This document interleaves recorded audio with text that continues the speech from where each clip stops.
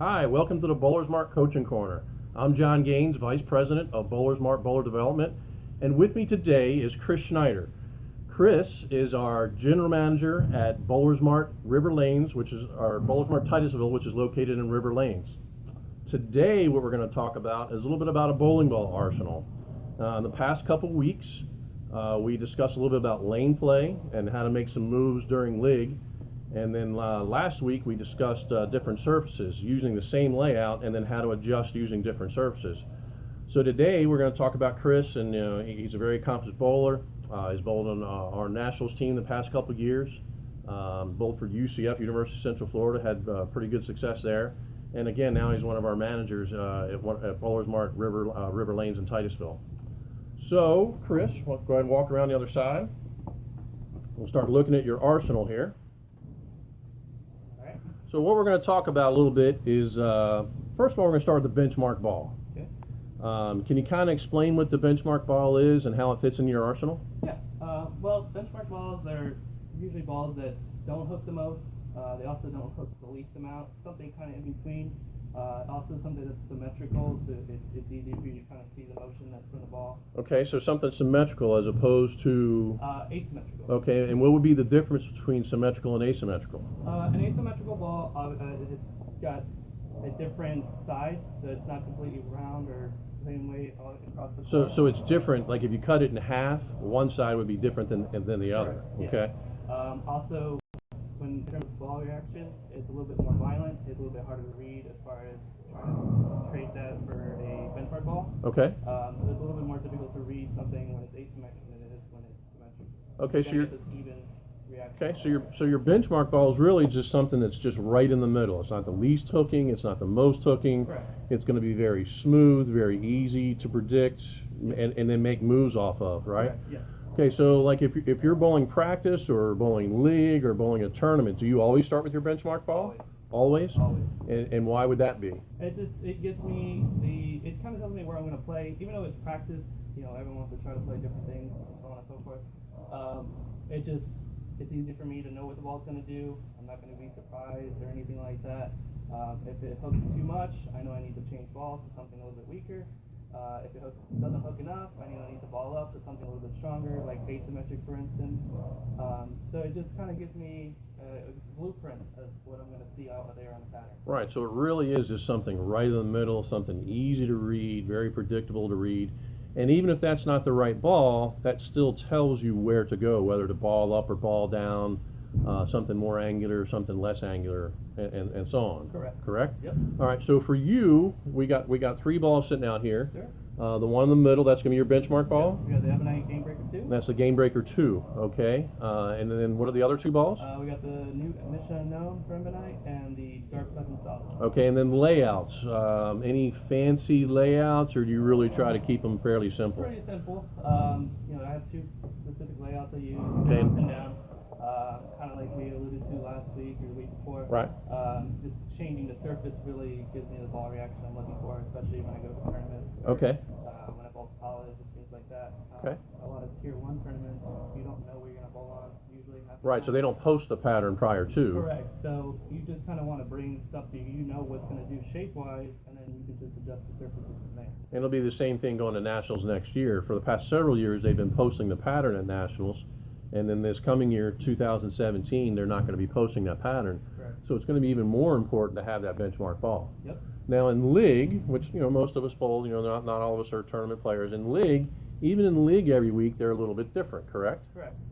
So it's also important to have that benchmark ball. So like each week, why would they be different? Well, especially here at my house, it's kind of split. There's lanes 1 through 8, which is more for recreational. We don't really bowl on those for league. Mm-hmm. And you got 9 through 24, or 9 through 32, sorry. And 9 through 32 is the original. Correct. Right? Right, because this was remodeled in 2006. It looks great out here, by the way. The Harmon really does. and Charlene and Corrine and Shirley, they did a fantastic job out here. If you haven't been here in a long time, highly recommend coming out to River Lanes. They're fantastic. 30 years. 30 years. It looks great out here. So anyways, a lot of the leagues, they'll start down from 9 lane 9 and 10 through wherever they go. Right. So lanes 9 through, it's roughly about 9 through 16 are the ones that get used the most here. So they play a little bit tighter, actually, than, say, and this is true. 26 through 32. This is true in any bowling center. We've done our past couple live events out at Boardwalk, and Boardwalk being an 80-lane center, they're and you bowled there for UCF and bowled league there. They are just, it's just a fact. It's not anything anybody tries to do. I assure you, and we talked about this every single week. All they do is they clean the machine, they put oil in it, they put cleaner in it, they run the lane machine. They do exactly the same thing every week.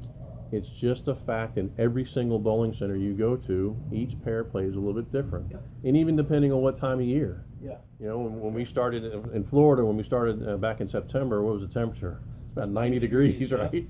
And then about 3 weeks ago, it got, sorry guys up north, but it got all the way down to about 55 degrees, right? And the humidity also. And the humidity changes, right? So it's just going to play a little bit different. So again, having that benchmark ball really helps you to kind of figure out what's going on for that particular week. Even though the lanes are dressed the same way every time, you bowl at the same time, you know, and so on, they play a little bit differently each week. Yeah, So sure. that benchmark ball. So talking about layouts, what is your favorite layout? You said you had two. Mm-hmm. Which one is on your benchmark ball? Right now it's a pin-up layout. Okay, and how far is that from your PAP? It's about 5 inches. My PAP is kind of high though, so it puts it a little bit higher up. But it still gives me nice consistent motion. The other ball I have here is Mission Unknown. It has a pin down layout. And how far is that from your PAP? This one is actually about 3 inches. Since I have a lot of axis rotation and a lot of tilt, I need something to kind of get to start to roll up more sooner than this ball here. So a little bit shorter pins do that for me, and it gives me a little bit more consistent reaction. Okay, so explaining axis rotation again. Axis rotation is when you get more side rotation. So as you come around the ball, you're more on the side instead of up the back. Okay, and so side rotation makes the ball go longer down the lane when you get more on the side of the ball. So if you go more up the back of the ball, more end over end, it makes it roll a bit sooner. Yes. Okay, so to give everybody an idea, Norm Duke is going to be very much up the back of the ball. He very much just rolls the ball off his hand, whereas opposed to somebody like Pete Weber gets very much around the side of the ball, has a lot of axis rotation. Right. So that's why Pete is so good at playing farther inside when the lanes start to dry up, because his ball floats down the lane a little bit easier because he has more axis rotation. Right. So off your benchmark ball, if you feel like you need more ball or something to roll earlier, you went to a Mission Unknown. Yep. The Mission Unknown is a little stronger. Yep. So a stronger cover and stronger core, both. Asymmetric. And asymmetric, so that also makes it roll a little bit sooner. And then using that pin down is going to also make it roll just a little sooner. Again, we talked about that last week. It's not much, but it will make it roll a little bit different. Yes. Okay? So off the benchmark ball, if you need more, if the pattern's a little bit longer, if there's more oil, it's just not picking up early enough, you would go to something like that. Now, what about the other direction? If I want to go something a little bit weaker, I do have a Legion Solid back here. Okay, bring that up. It's still a weaker asymmetric, but I have a weaker tooling, as well as I got the surface on it is polished. Okay, that one does look a little bit shinier. I know it's hard to see on the camera, but that one's definitely a little bit shinier. So this one gets down lane a little bit further than the Game Breaker 2, okay. As well as the but it also holds off on the back end for me. So it gives me a little bit, I can play a little bit straighter, keep my angles a little bit closer. Alright, so if you need something a little bit less than the Game Breaker 2, you're going to go to the Legion Solid, the Black Legion Solid. Correct. That one's definitely shinier. Mm-hmm. And then core-wise, something similar. So something similar. So you're really using the surface to help it get it further down the lane? Correct. Okay. Yeah. Okay, so we got a question. What surface do you use for benchmark ball and LIG? I try to stick with 2000. I don't try to get anything lower than that. So about 2,000? Yeah, about 2,000. Sometimes 1,000, depending on what part of the center I'm bowling at. When I get down to where it plays tighter, I kind of want to see my ball get a little bit, try to roll a little bit sooner. Right. So I'll hit it with 1,000, but nothing really lower than that. There's no reason to go to 500 or maybe sometimes you go 4,000. like a fresh 4,000. Right. But other than that, I don't really try to. So you're differentiate. kind of, so not only do you have a benchmark ball, you also have a benchmark surface. Yes. And your benchmark surface is 2,000. Yep. Okay, that's something that I talked about in our last live cast. For me, my benchmark surface is 1,500. Okay. Even though my rev rate's a little higher, my ball speed is also, it's a little firmer than most. So I use a little bit more surface to help to get the ball to read in the right part of the lane. So, question, where's your favorite part of the lane to play in Lig? Well, that's it's a little tough, but usually around the first second arrow is where you want to be. I try not to differentiate too much from that. Just if there's no reason for me to get too much further left, try to stay in the track area, kind of where everyone else is. Track area being? Pretty much where everyone else is playing on the lane. It's like I said, it's kind of right around that second arrow or so? Yeah. Okay. It just gives me the best option to score, really. And for the most part, most bowling centers, what they call that typical house pattern, yeah. that really is where they try to help the bowler the most, is right around that second arrow. Right, is really the ideal place to start. And I would say, and you confirm this, not to start left of the second arrow. Right. Correct? Yeah. You really want to try to start somewhere between the first and second arrow. That's one of the mistakes I see, and I'm sure you do also, Yep. being in the shop and out on the lanes, is quite a few Lig bowlers, they don't start far enough. If you're right-handed, they don't start far enough to the right. Right. And then what that does, if you look at your ball when it comes back up off the bar return, there's oil on the ball. That oil's coming from somewhere, and it's taking it off the lane. Yep. Okay? So if you start too far inside of that second arrow, it really changes the pattern very quickly. Right. And you can start to get over-under. And then over on, we talked about that, last week, talk about surfaces, watching Anthony Amadeo bowl, we started out with a 500 grit ball, and it really wrecked the surface of the lane there. And within 15-20 minutes, you could really see a difference. Yep. So when you're bowling typical Lig night, how many people do you have on the lane? We have 8 people on the pair. 8 people on the pair. 15 to 4. So how long does it really start to take before you start to see changes on the lane? It doesn't take very long, actually. It's usually between halfway through game 1, you're already starting to move. So literally, on top of each other. in the first 5 frames, Yeah. literally in the first, 20 minutes or so, Roughly. you're already having to move. Yep. Especially when everyone's on top of each other. And then here, since there's a little bit more friction, the pattern tends to break down a little bit faster as well. So you kind of want to try to stay on top of it. But my moves aren't large. Maybe 2 and 1 or something. Yeah, and if you stay ahead of it, like if you stay ahead of it, your moves won't have to be that big. If you wait too, you almost have to know. You have to forecast. Yeah. It's going to change, correct? Yes. You just got to stay ahead of it. So like your first move would come automatically. 5th frame or so in the first game? Yeah. It's also see what my ball's doing to its pin.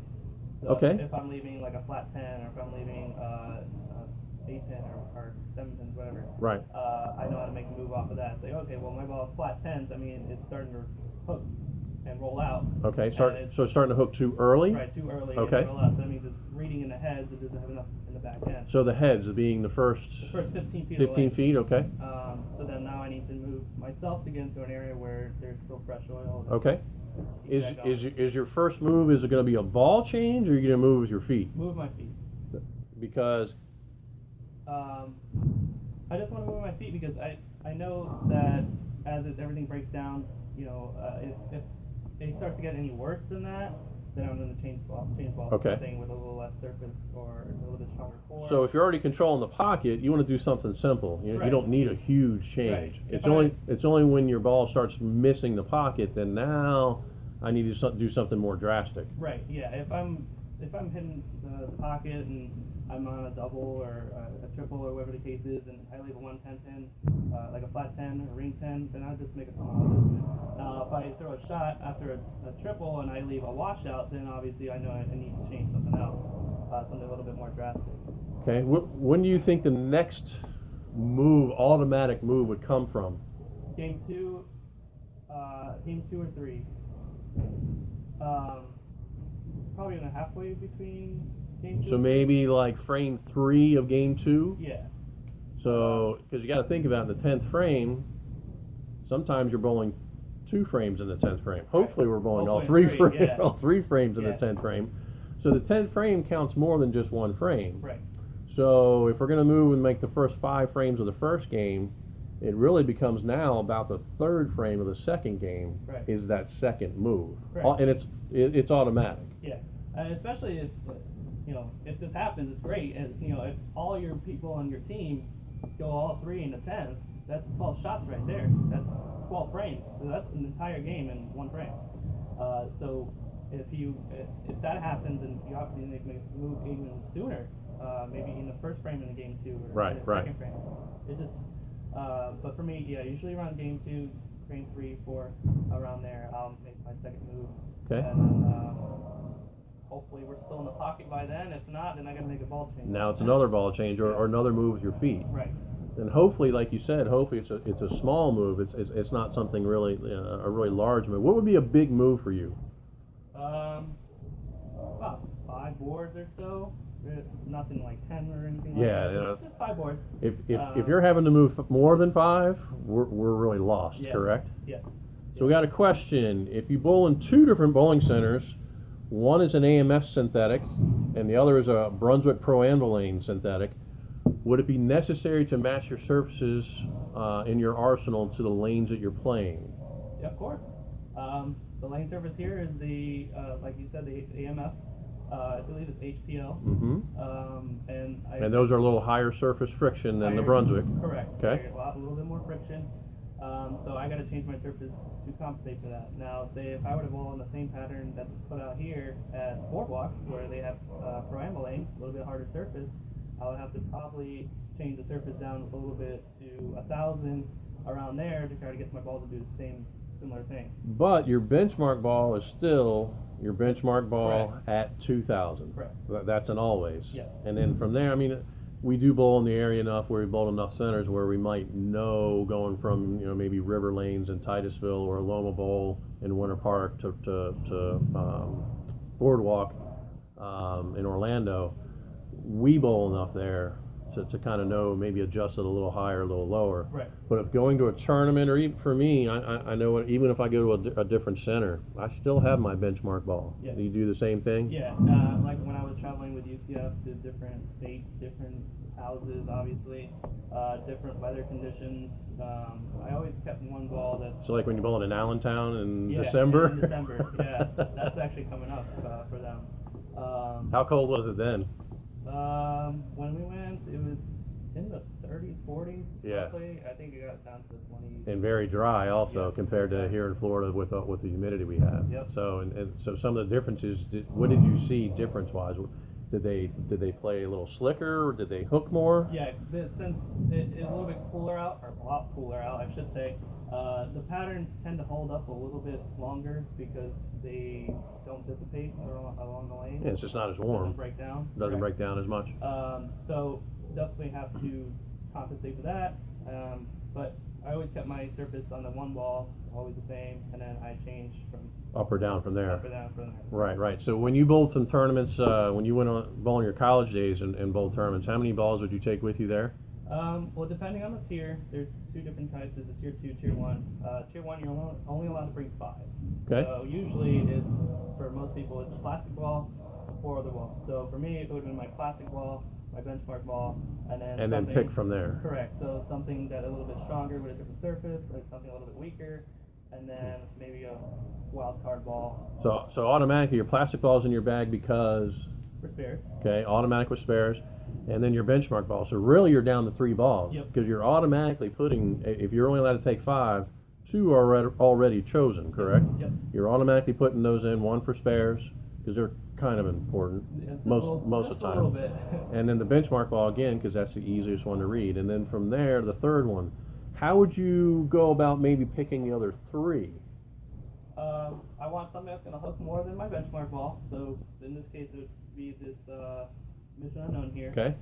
Something that's going to hook a little bit less than my benchmark ball, which would be my Legion here. Okay. And then something that kind of gives me a different shape as far as ball reaction wise. So I know what this does. I know what these two. Something that kind of goes in between. And is that where the Dark Legend comes in for you? Yes. Okay, and what does that do different for you? Well, this is a strong asymmetric. It's pin up compared to this one. It's about there. The chords are not completely the same, But this one is a little bit more for longer patterns, things like that. I can use to get left when I need to get around it, and things like that. So something like that, if I know I have to get left, say in front of the gutter, or something like that, I can always use something like this. So what are some of the common mistakes that you know you're in the pro shop every day and you're watching bowlers, even if you're not bowling lig, you're still watching lig bowlers every single day. Mm-hmm. And so what are some of those common mistakes that you know that just some simple adjustments that would really help them? A lot of times it's not using the right surface. Okay, so surface prep to start, is it too much, too Too little? usually. They're not using enough surface to start? Correct. And Okay. then also, you know, maintaining the cover of the ball, you know, having it cleaned every so often. You know, that also helps with your ball reaction. So really the maintenance is also one of the biggest mistakes that we see bowlers make, is just not keeping on top of that surface. Correct, yes. So they like that surface, whether it be a new ball or even if it has several games on it. And then, you know, I hear it too, you know, at lig, you know, 30, 40 games, oh, this ball is terrible. Yep.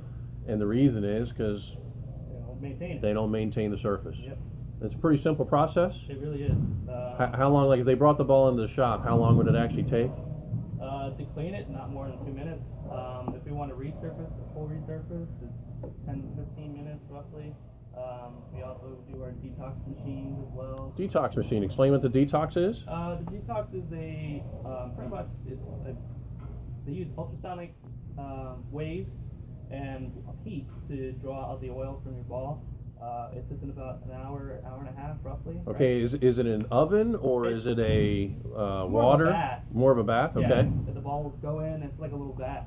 Ball goes in. We fill it with water and some detergent to get that oil to start to get out. Okay. And then we turn on the ultrasonic waves, and you won't see it, but it kind of shakes the ball and opens up the pores, and you just see all the oil just come up.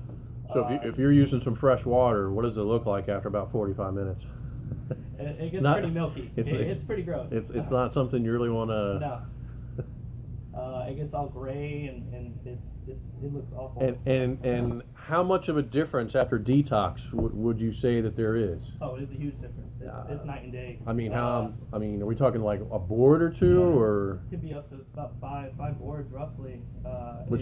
That's pretty significant. It is a huge difference. And again, all balls are different. All balls have different amounts of oil in them. They're different covers, but you've seen it up to about 5 boards difference. Yeah. And does that make a significant difference going through the pins and pin carry? Yes.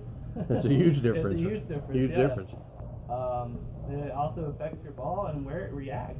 I mean, if you have a ball that's at the same surface, let's say if I had my Game Breaker 2, and I had one fresh and one like this with the oil shine, and same surface, same everything, the ball that's gonna go longer is the one with oil shine on it. Right. Compared to the one that's got a fresh surface. Okay. And it's ready to go. And you can see it's going to be a few feet difference where the ball reacts because how clogged the pores are in the ball, and obviously the surface changes when you get oil in it as well. Right. Yeah, we got a comment from Mark Henninger. The detox is like a big jewelry cleaner. So basically the same type of thing that they would put jewelry or watches in to help clean them. It's that sonic wave, and it really makes a big difference in getting balls clean. So we talked a little bit about some of the biggest mistakes bowlers make. Not having enough surface on the ball maybe, and then definitely not maintaining surface. How about on the lane itself when they start? What are some of the biggest things you could see that you could really help a lig bowler just get off to a better start? I know it's a lot of them like to start left. They want to try to hook the ball. So if you're right-handed, they're starting too far left. They're starting too far of the left, too far left of the second arrow. Correct. Okay. And a lot of times, like we talked about, what happens there is, especially if you're the only one who's doing it, you're gonna create a cliff, and it starts to become over/under. And then as you go later and throughout the night, then you start to struggle because now you don't have the same ball reaction. You can't really find space on the lane and bowl, and it just makes it a little bit more difficult. Okay. There's that aspect. A lot of the times they aren't using the right ball. Some of them don't have that benchmark ball that we're talking about to start with. They'll use something that's either too strong, something that's too weak. they don't really use something that's going to Yeah, oh, hey, okay. most of the time I see, the league bowlers, they because they don't have that benchmark ball, and they start out with something too strong. Yep. But they kind of like the ball, they just spend a bunch of money and they really want to throw it, and they get trapped into that syndrome. Yep. If they would just maybe start with something more in the middle, they might see a better ball motion, or at least have a better idea of which direction to go. Correct. And not always using too strong a ball. Question: how many games before you take in the ball to get it detoxed? Probably about 10, 5. About Maybe 50 or so. About 50 games or so, yeah. That's what I'd be looking at about 50 games. Maybe about if you're bowling, one league a week, maybe about halfway through the season, you'd want to maybe look at bringing it in, getting it detoxed, and especially before the beginning of the following season. Yeah. August is prime time. Yep. Come in and get your grips changed. Come in and have your ball surfaces looked at, and honestly, even have your grip looked at. Yeah. As we get older, how old are you now, Chris? I'm 23. 23, and you've already changed your grip a little bit, correct? Yeah. Pitches, span, the whole nine. So even at 23, as you're getting older, you have to start looking at changing your grip. So every year, you really should look at changing, look at your span and your flexibility changes and what you can do with the ball. So if bowlers use finger inserts, depending on how many leagues and tournaments they bowl, how often should they replace their finger inserts? Obviously it depends on how much you bowl. So if, let's say you're your average league bowler, you're bowling one league a week. 1 league a week. How often should you change it per league season? How often should you change it? Not more than once.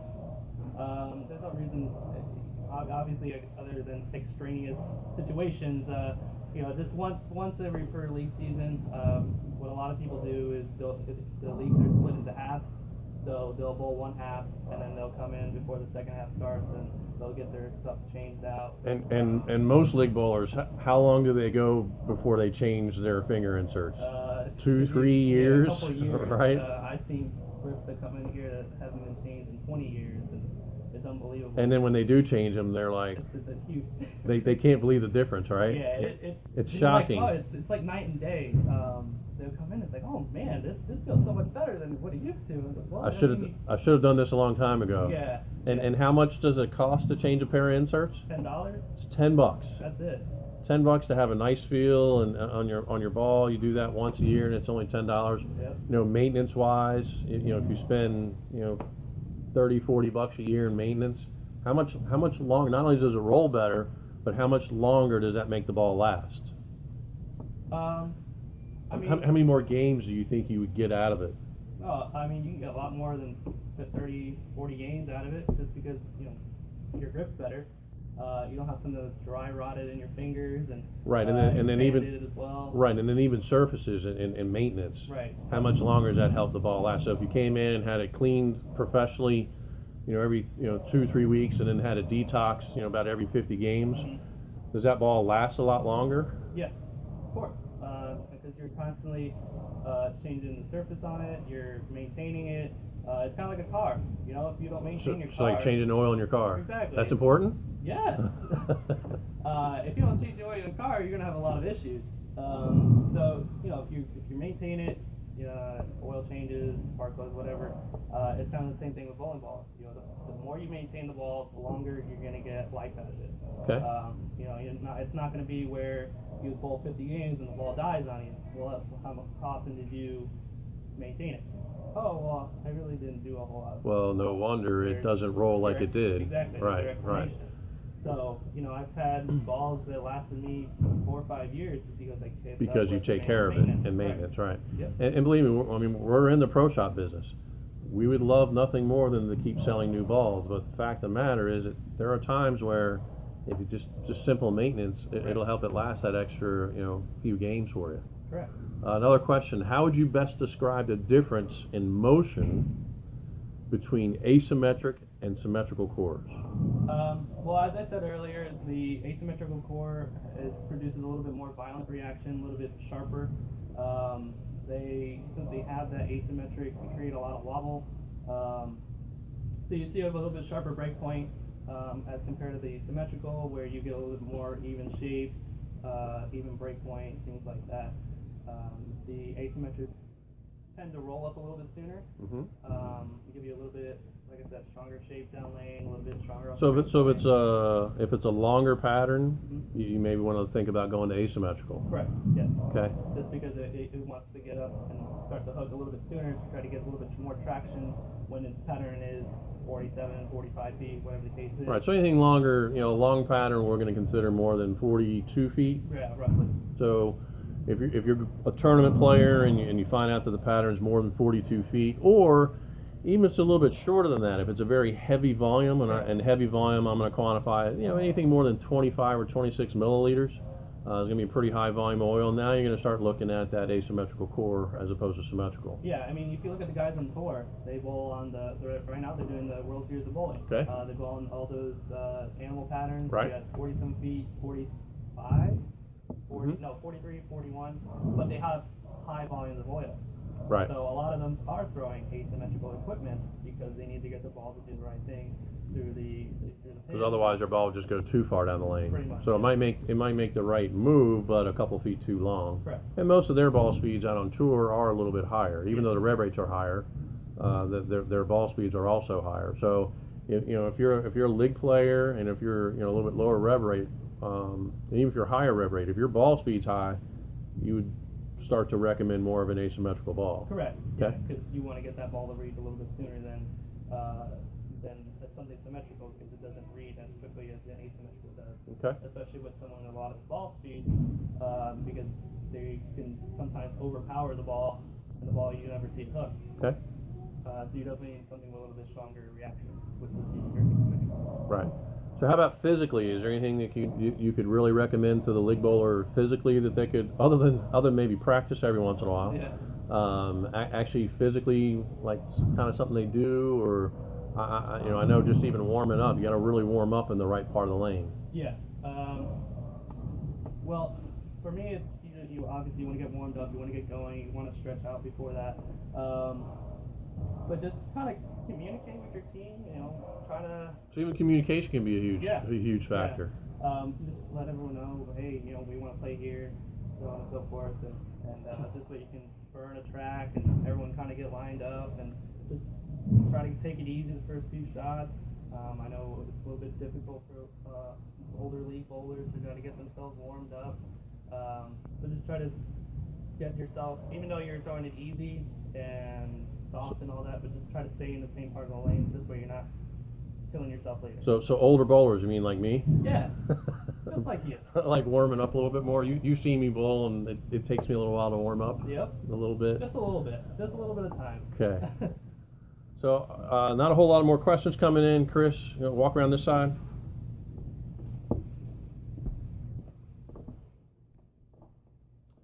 So again, I want to thank Chris Schneider here at BowlerSmart in Titusville, located inside River Lanes. Again, if you haven't been out to River Lanes in several years, you really should come out here. The family did a great job in remodeling the center. Looks awesome. They're celebrating 30 years. Correct. They celebrated last month.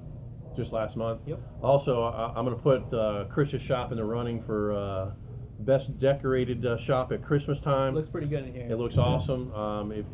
Each pro shop has their own Facebook page. Yours is BowlerSmart Titusville Pro Shop inside River Lane. Everybody got that? Say that again. BowlerSmart Titusville Pro Shop inside River Lane. Okay, so he did a little video to kind of show what the shop looked like. Did a fantastic job.